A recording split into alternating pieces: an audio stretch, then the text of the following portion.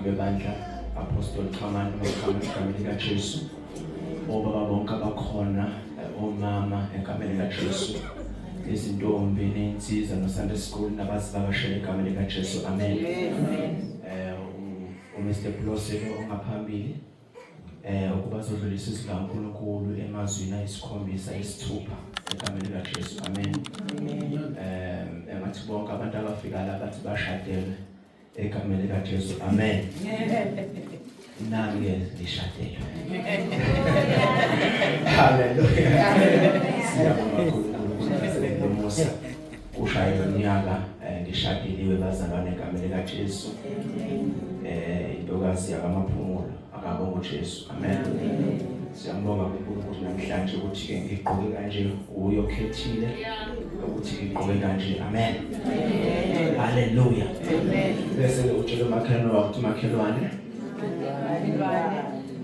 makhelwane usukula ke haleluya haleluya mtshele ukuthi muhle egameni likaJesu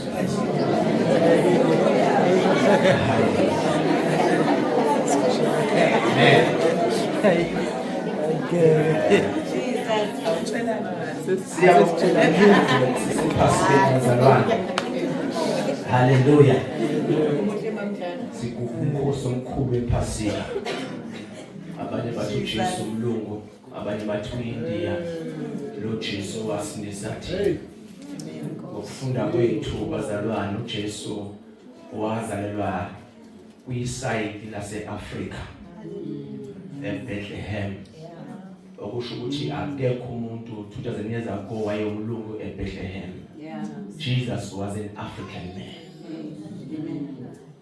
hallelujah Jesu akasiyena umlungu oneno lezinde bathi ngokwebala lakhe uyibala nje futhi lifane nelanga ngoba lapha akekho umuntu omnyama kakhulu eBethlehem kodwa kukhona abantu nje abanebala elikhanyayo lase-Afrika amen sasindiswa ke enyameni kaJesu uNkulunkulu embethe inyama yomAfrika amen okusho ukuthi ungazibukeli phansi uma wamukele uNkulunkulu via uKristu Jesu haleluya ngoba uNkulunkulu uyayazi nature yomAfrika ukuthi inamandla kangakanani that's why ama-Afrika agqilazwa enziwa izigqila because aluhlanga olukhethekeleyo oluthuma noma lizala libe namandla haleluya umAfrika ngokuzala uzala ngenatural kodwa belungu bathi mebezalisa baqhayeba ukuthi noma sungazala mhlambe ke manje ke ube nomthuko kodwa umuntu ongumAfrika unamandla nxa ezala ngoba inature yakhe haleluya haleluya uNkulunkulu wenza ngamasibomu ukuthi akhethe umAfrika ukuze alethe intindiso kumAfrika amen ngezamazalwane amen ngoba uma umAfrika nxa behlangana bebumbana kangqondonye banamandla ukwenza into yenzeke haleluya amen ake siphuthumele ngaze ngekude kakhulu sekuJohn bazalwane egameni likaJesu uchapter 19 verse 8 bese ngihlala phansi haleluya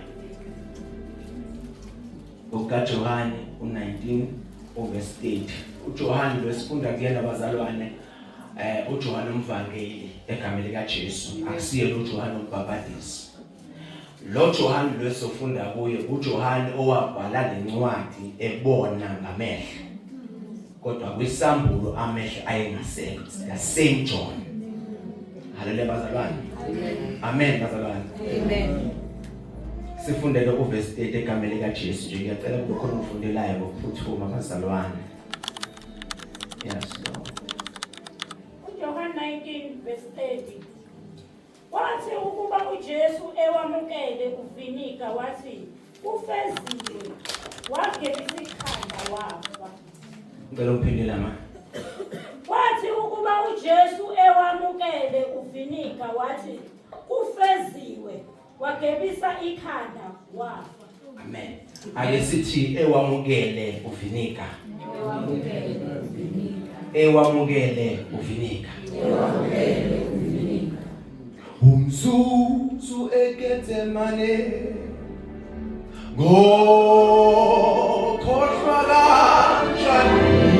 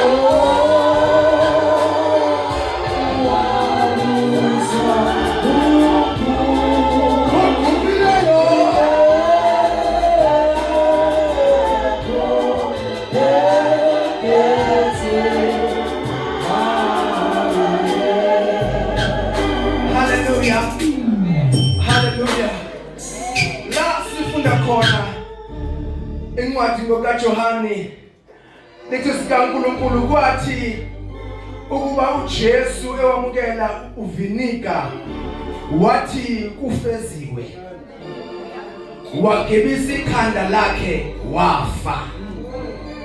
Uma sifunda incwadi lithi iBhayibheli ngokuba munye uNkulunkulu munye nomlamuleli phakathi kukaNkulunkulu nabantu athi umuntu uKristu uJesu owazinikela abe inhlawulo yabo bonke kube ubufakazi besikhathi esiyiso. Athi bebhala uPawuli athi uNkulunkulu wamenza loyo owayengenasono abe yisono ngenxa yethu ukuze kuye kube ngokulunga kukaNkulunkulu. Okusho ukuthi uJesu waba yisoni enganaso isono, engasenzanga isono, wathabatha isono noma izono zabantu bonke, wathatha isono sethu, wathatha ihlazo lezwe. Haleluya! Walithabatha lonke ihlazo lomuntu. Phela khumbula ngesikhathi umpapatisi uJohane ethi bhekani nanti undlu likaNkulunkulu elisusa zonke izono zezwe. Haleluya! Uma ngabe ufunda ngoKaMathewu egameni kaJesu Genesis 26 verse 39 lithi iBhayibheli eseGetsemane wathandaza umthandazo ethi kulo mthandazo Baba masidlule lesisitsha kungabi ngokuthanda kwami kodwa kube njengalokhu wena uthanda. Uma ngabe uJesu ethandaza lo mthandazo ethi baba lesisitsha asidlule lithi sikaNkulunkulu isitsha asidlulanga kodwa isitsha wasamukela wasiphuza uma ngabe esiphuza lesisitsha wathabatha zonke izono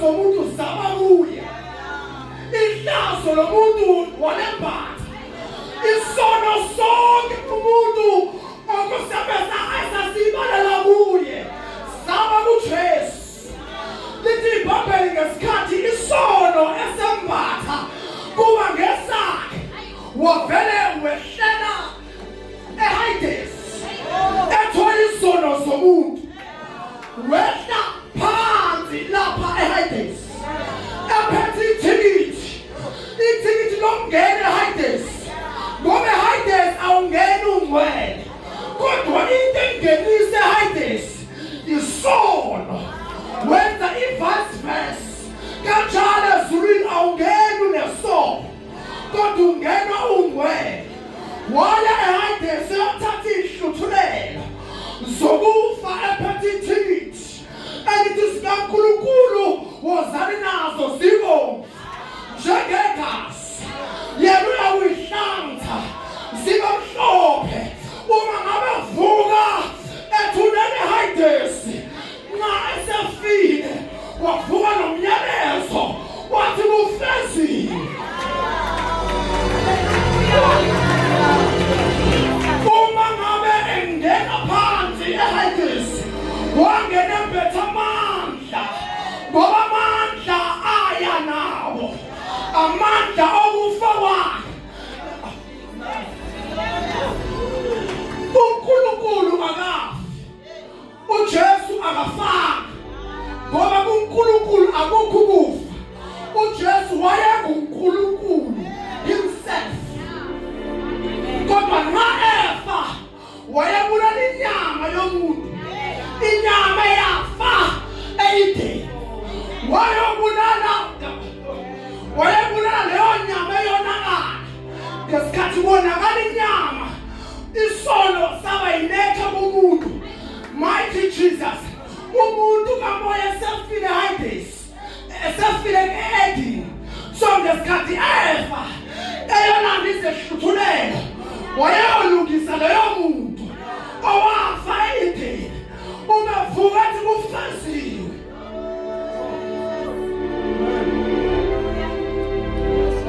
uma ethi kufeziwe uthi akusekho ukufa kwesibili kumuntu owamukela uKristu Jesu it is finished kuyo ongumntwana kaNkulunkulu akusekho ukulahla it is finished uma ethi kufeziwe ufuna ukusho amazwi ukuthi now the price has paid konke sekhokheliwe ngalokho wena ngizomemezela ukuthi umuntu uJesu kufeziwe hamba ungabusona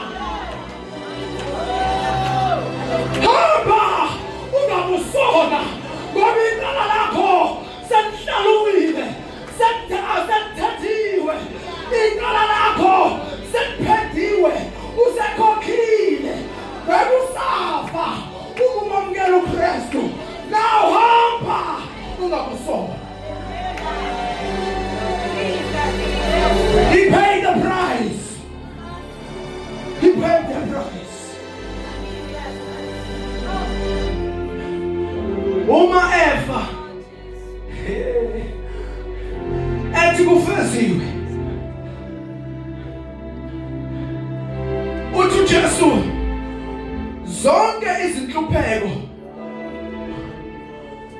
ongazihlupheka azi ukuthi sengangena qala kunalezo inhlupheko okusho zonke lezo inhlupheko ozahlupheka ngazo azinamandla kunalowo wazinqobayo so now it is finished noma ngabe uyakhula azi ukuthi ngemvimbo yami Well, it is finished. Okusho ukuthi manje akusekho into enamandla kumuntu ozelwe nguNkulunkulu ayaphinda ibe namandla phezu kwakhe. Konke kuqediwe esiphambanweni athi bebhala athi ngokuba izwi lesiphambano lingubula kwababhubhayo, kepha kithi esindisiweyo lingamandla kaNkulunkulu. Silishumayela ngoba linamandla, liyasindisa. Okholwa yilo izwi lesiphambano akayikubhubha naphakade, kodwa iyoma nokuphila okuphakade. Hamba ungawusongi.